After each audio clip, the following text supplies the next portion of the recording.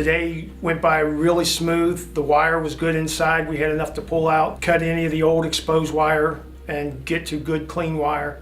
And a lot of that has to do with the new fixtures that we're putting on. The new fixtures are so much easier.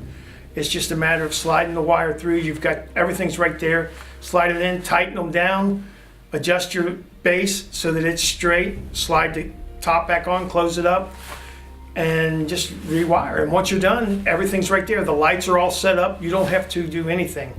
The older fixtures are heavy, like twice as heavy as what we're putting in.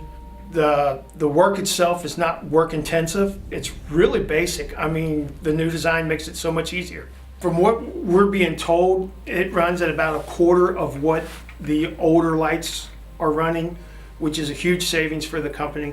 And like I said, they're brighter. It really is. I mean, it's more white. So it's like you're getting a real crisp image the entire time the light system's on. Absolutely. I would recommend them. I love them. So much easier, so much quicker.